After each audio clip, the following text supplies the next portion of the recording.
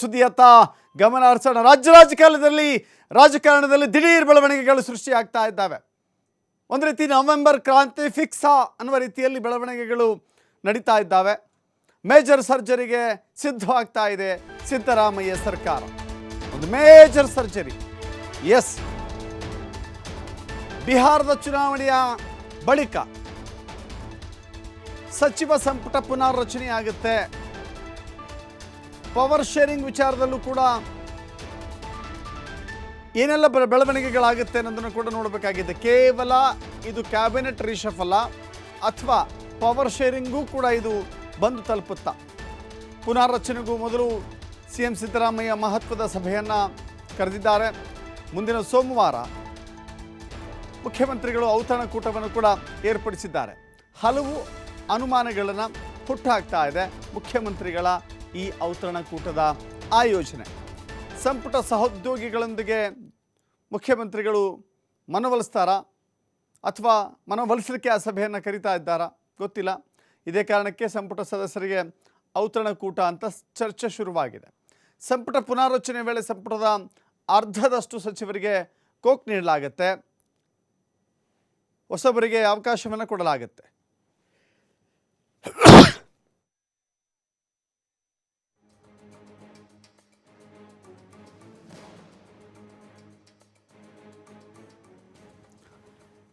ಹೊಸಬರಿಗೆ ಅವಕಾಶವನ್ನು ಕೊಡಲಾಗುತ್ತೆ. ಈಗಿರುವಂಥ ಸಚಿವರ ಮೌಲ್ಯಮಾಪನವನ್ನು ಕೂಡ ಮಾಡಲಾಗಿದೆ. ಯಾವ್ಯಾವ ಸಚಿವರ ಕಾರ್ಯದ ಪ್ರಗತಿ ಹೇಗಿದೆ, ಇಲಾಖಾವಾರು ಅವರಿಗೆ ಕೊಟ್ಟಿರುವಂಥ ಖಾತೆಯನ್ನು ಎಷ್ಟು ಸಮರ್ಥವಾಗಿ ನಿಭಾಯಿಸಿದ್ದಾರೆ, ಎಷ್ಟು ಸಮರ್ಥವಾಗಿ ನಡೆದುಕೊಂಡಿದ್ದಾರೆ ಅನ್ನೋದನ್ನು ಕೂಡ ನೋಡಬೇಕಾಗುತ್ತೆ. ನೋಡಿ, ಹಿರಿಯರು ಹೊರಗಿದ್ದಾರೆ. BK ಹರಿಪ್ರಸಾದ್ MLC ಆಗಿದ್ದಾರೆ.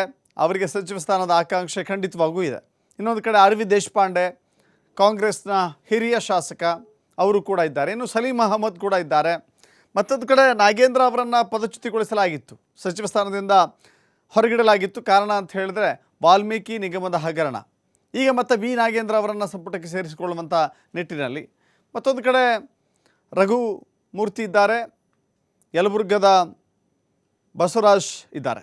ಮತ್ತೊಂದು ಕಡೆ SS ಮಲ್ಲಿಕಾರ್ಜುನ್ ಕೋಕ್ ಕೊಡ್ತಾರಾ, ಇನ್ನು ಮಧುಬಂಗಾರಪ್ಪ ಕೋಕ್ ಕೊಡ್ತಾರಾ, ಶರಣಬಸಪ್ಪ ದರ್ಶನಾಪುರ್ಗೆ ಕೋಕ್ ಕೊಡ್ತಾರಾ, ಇದೆಲ್ಲವೂ ಕೂಡ ನೋಡಬೇಕಾಗಿದೆ. ಅವರನ್ನು ಸಂಪುಟದಿಂದ ಕೈ ಬಿಡ್ತಾರಾ ಅಂಥೇಳಿ. RB ತಿಮ್ಮಾಪುರ, K ವೆಂಕಟೇಶ್ ಮತ್ತು ಮಂಕಾಳ ಸುಬ್ಬವೈದ್ಯ, ಇಷ್ಟು ಜನರನ್ನು ಕೂಡ ಸಂಪುಟದಿಂದ ಕೈ ಬಿಡ್ತಾರೆ ಅಂತ ಹೇಳಲಾಗ್ತಾ ಇದೆ. ಅಂತಿಮ ಅಲ್ಲ, ಹೇಳಲಾಗ್ತಾ ಇದೆ. ಮತ್ತೊಂದು ಕಡೆ ಸುಧಾಕರ್, ದಿನೇಶ್ ಗುಂಡೂರಾವ್, ಮುನಿಯಪ್ಪ ಇವರನ್ನು ಕೂಡ ಸಂಪುಟದಿಂದ ಕೈ ಬಿಡ್ತಾರೆ ಎನ್ನುವ ಚರ್ಚೆಗಳಿದ್ದಾವೆ. ಅನೇಕರಿದ್ದಾರೆ, ಅನೇಕರಿಗೆ ಅವಕಾಶವನ್ನು ಕೊಡಬೇಕು. ಆ ಕಾರಣದಿಂದಾಗಿ ಈ ಸಚಿವರಿಗೆ ಕೊಡಲಾಗ್ತಾ ಇದೆ. ಮುನಿಯಪ್ಪ ಬಹಿರಂಗವಾಗಿ ಹೇಳಿದರು ಕೆಲವು ತ್ಯಾಗಗಳನ್ನು ಮಾಡಬೇಕಾಗತ್ತೆ ಅಂಥೇಳಿ. ಮೋಸ್ಟ್ಲಿ ಆ ಸುಳಿವನ್ನು ಅರಿತುಕೊಂಡಿಯೇ ತ್ಯಾಗವನ್ನು ಮಾಡಬೇಕು ಅಂತ ಹೇಳಿ ಹೇಳಿಕೆ ಕೊಟ್ಟಿದ್ದರು ಅಂತ ಕಾಣಿಸುತ್ತೆ. ಒಟ್ಟಿನಲ್ಲಿ ನವೆಂಬರ್ ತಿಂಗಳಲ್ಲಿ ಬಹಳ ದೊಡ್ಡ ಸರ್ಜರಿ ಅಂತೂ ಕಾಣಿಸ್ತಾ ಇದೆ. ಆಗ ಅಸಮಾಧಾನ ಸ್ಫೋಟ ಖಂಡಿತವಾಗೂ ಆಗುತ್ತೆ. ಅದನ್ನು ಮನವೊಲಿಸುವ ಕಾರಣಕ್ಕಾಗಿಯೇ ಮೊದಲೇ ಔತಣಕೂಟವನ್ನು ಏರ್ಪಡಿಸ್ತಾ ಇದ್ದಾರೆ ಮುಖ್ಯಮಂತ್ರಿಗಳು ಎನ್ನುವ ಅನುಮಾನ ಕಾಡ್ತಾ ಇದೆ.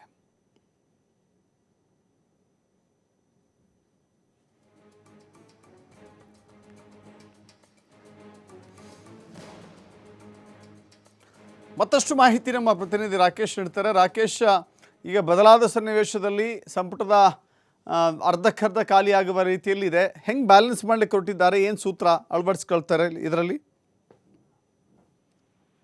ದಶರಥ್, ಸರ್ಕಾರದಲ್ಲಿ ಪವರ್ ಶೇರಿಂಗ್ ವಿಚಾರ ಮುನ್ನೆಲೆಗೆ ಬಂದಿದ್ದಂತ ಹೊತ್ತಲ್ಲಿ ಈಗ ಸಂಪುಟ ಪುನಾರಚನೆಯ ಸದ್ದು ಕೂಡ ಕೇಳಿ ಬರ್ತಾ ಇದೆ.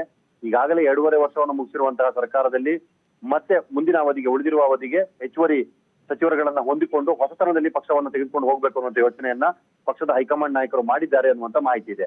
ಅದರ ಬೆನ್ನಲ್ಲಿ ಈ ರೀತಿ ಚರ್ಚೆ ಕೂಡ ಆರಂಭವಾಗಿದೆ. ಕೆಲವಷ್ಟು ಸಚಿವರು ಇದಕ್ಕೆ ಪುಷ್ಟಿ ನೀಡುವಂತ ಹೇಳಿಕೆಗಳನ್ನ ಕೂಡ ಕೊಡ್ತಿದ್ದಾರೆ.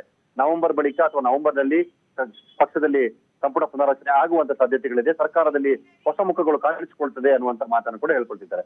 ಸದ್ಯದ ಪರಿಸ್ಥಿತಿಯಲ್ಲಿ ಇದು ಎಷ್ಟರ ಮಟ್ಟಿಗೆ ಸಾಧ್ಯವಾಗ್ತದೆ ಅನ್ನೋದಕ್ಕಿಂತ ಹೆಚ್ಚಾಗಿ ಪವರ್ ಶೇರಿಂಗ್ ವಿಚಾರದಲ್ಲಿ ಆಗಿರುವಂತಹ ಗೊಂದಲವನ್ನ ಹೇಗೆ ಸರಿ ಮಾಡ್ಕೊಳ್ತಾರೆ ಅನ್ನುವಂತ ಪ್ರಶ್ನೆಯನ್ನು ಕೂಡ ಇದು ಹುಟ್ಟಾಗ್ತಾ ಇದೆ.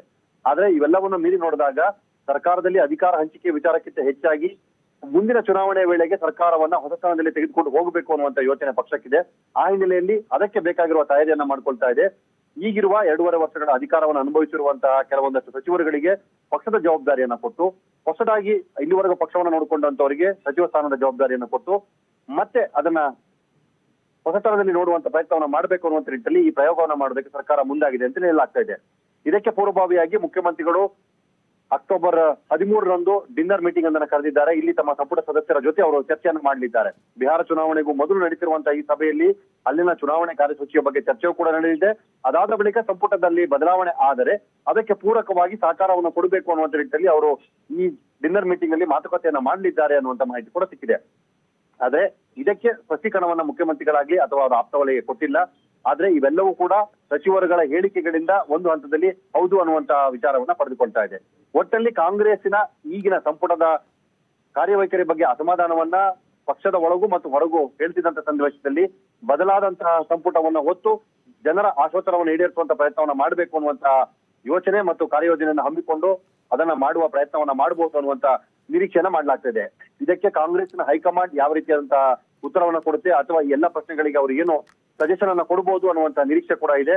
ಆದ್ರೆ ಇವೆಲ್ಲವೂ ಮುಖ್ಯಮಂತ್ರಿಗಳ ಡಿನ್ನರ್ ಮೀಟಿಂಗ್ ನ ಬಳಿಕ ನಿರ್ಧಾರವಾಗಲಿದೆ.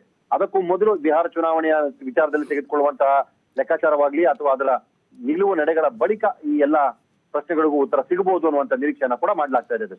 S, thank you Rakesh.